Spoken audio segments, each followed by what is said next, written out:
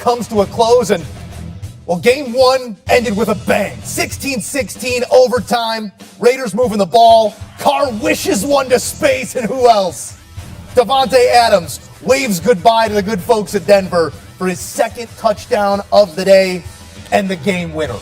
Adams accounts for both offensive touchdowns there for the Raiders in this win, and what a needed win it was for this team that improves to still a woeful 3-7, but you take the wins when you can get them. Derek Carr, 23 of 37 for 307 and 2 touchdowns. After getting shut out a few weeks back, Carr has been good enough, and this time good enough to get a win. Russell Wilson put together what many will consider his best game of the season thus far, 24 of 31 for 247, but in the end, just 16 points on the scoreboard is not enough as the Raiders edge out the Broncos on Sunday. All right, let's get into it with the two-time Super Bowl champ Bryant McFadden and our guy Ryan Wilson. Fellas, exciting finish here in a game that could have been salted away there in the fourth quarter by the Denver offense, unable to get that last first down that they needed. Led to the Raiders driving down the field, tying the game up late in the fourth quarter, and then just one possession needed with Davante Adams scoring the game winner. B-Mac, I'll go your way first here because I know you have a lot of Davante Adams fantasy exposure, so I know you're riding high right now. What did this win mean, not to you, but to the Raiders at this juncture of the season as they try and salvage something? Well, I think most importantly, this is all about Josh McDaniels. Mm-hmm. Even though the owner has come out to say he's good, he's safe, I find it hard to really believe that wholeheartedly. So just being able to win this ball game and sweep the Denver Broncos, going against a team that kind of have similar issues. You talk about Nathaniel Hackett not looking like he can handle the spotlight on the sideline. This just kind of gives the organization, the Raiders organization, that is just a little pulse, right? Mm-hmm. They're still pretty much dead, but they're like Weekend at Bernie's. You know, they're the dead body that's just moving around on the beach, moving around in the house. So they still have a little pulse. And most importantly, now we're starting to see the offensive identity that we thought we would see the entire year between Carr and Davante Adams. Their big three, well, if you want to input Carlson as well, the big four really showed up for the Raiders, and they needed every bit of production each individual was able to give them today. Love the Bernie Lomax reference. You can never talk too much about Weekend at Bernie's. I didn't see that coming, B-Mac, I'll be honest with you. Hey, it's interesting that you mentioned Carlson as the big four, and I think that tells you something about how this offense has sputtered throughout the course of this season now into Week 11. But I tell you this much, if we see Derek Carr get emotional at the post-game press conference, it'll be tears of joy. Last week he was incredibly frustrated. And I think the takeaway is that this team, Mark Davis, they're behind Josh McDaniels. We've had the conversation about whether he's going to survive. He's going to survive. There are different conversations on the other sideline, of course, but I think you have to give this team credit for persevering. The start could not have been slower to this season.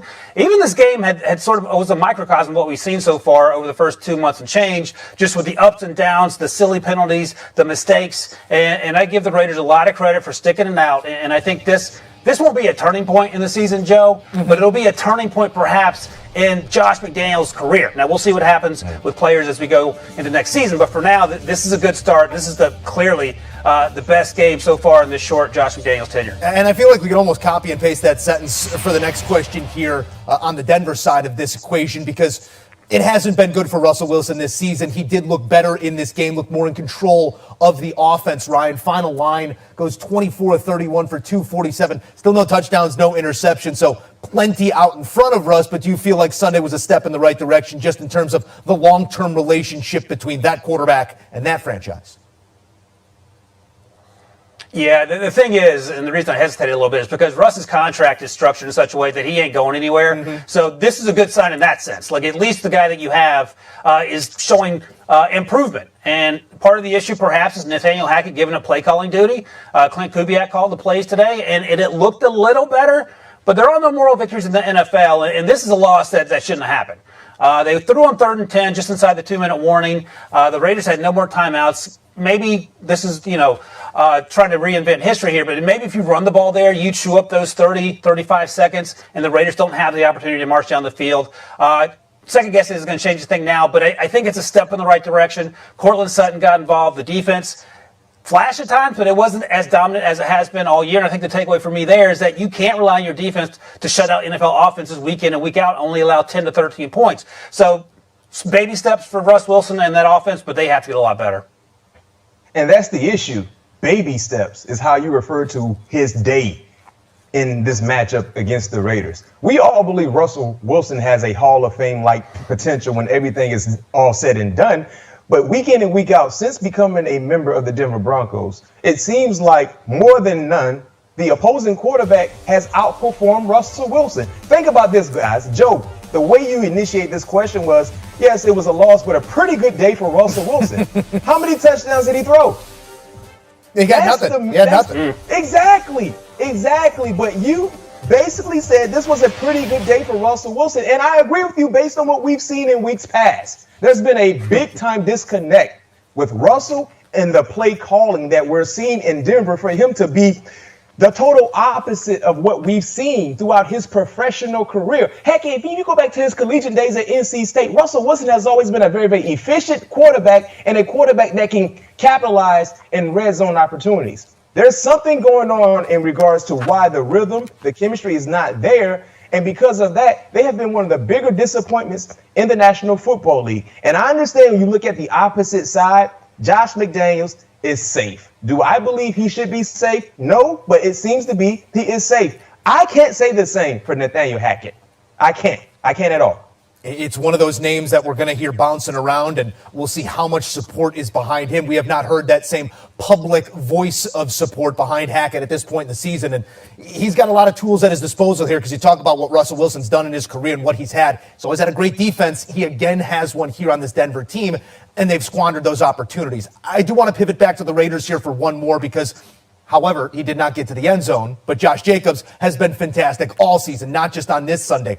How have you seen him develop as a runner over these last few weeks? Let's say this season, B-Mac, because he went for 100-plus yards again here, 109 on 24 totes, which is right around his season average. It's been fantastic after coming off of 2 seasons that were, let's say, lackluster at best. What have you seen out of Jacobs, and how has he really improved as a player here near the end of his rookie contract?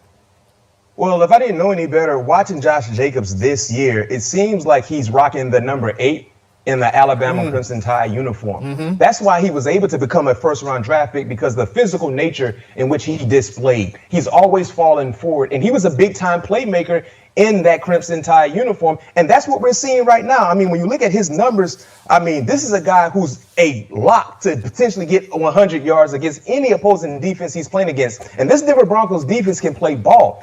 That big-time reception he had in this ball game that led to the field goal opportunity, I think it was, to put the game in overtime was huge. He's become a guy that was kind of on the cusp of, will he be the starting quarterback for this organization the entire year? Because remember, in the preseason, in third quarters and fourth quarters, he was in the ball game. So it's like he was potentially a roster bubble, on the roster bubble, but yet and still, he has secured his spot in this organization. And the way he's performing, he's probably going to get extended in regards to his contract when everything is all said and done, regardless of what the final record is at the end of the season.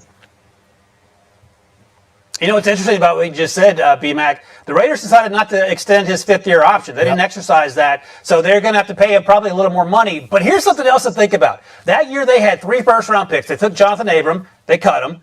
They took Cleve Farrell. He's basically a part-timer. He's not helping much as an edge rusher. And finally, they took Josh Jacobs. He's been the best of those 3 first-round picks. And we talk all the time about how you shouldn't waste a first-round pick on a running back. Turns out this was a good first-round pick, at least compared to his classmates in that draft class. And I think you're exactly right about what you said. He's incredibly important to this offense. And we talk about this being a passing league, but Josh McDaniels loves to run the ball. And Josh Jacobs made a couple of huge plays in terms of catching the football, too. That wheel route late in the fourth quarter is what set up that game-tying field goal. They had a chance to win that football game. Didn't get it done in regulation. But I think Josh Jacobs has been invaluable in terms of what he brings to this offense and what the diversity is in terms of mixing up the run and pass, and also that Josh McDaniels leans on him. Everywhere Josh McDaniels been, he's had a workhorse running back. That remains the case in Las Vegas with Josh Jacobs. And a workhorse he was, Josh Jacobs, the only running back with rushing yards on this Raiders offense here on Sunday, and it was enough to get the W, gentlemen. Great work, as always. We'll check back in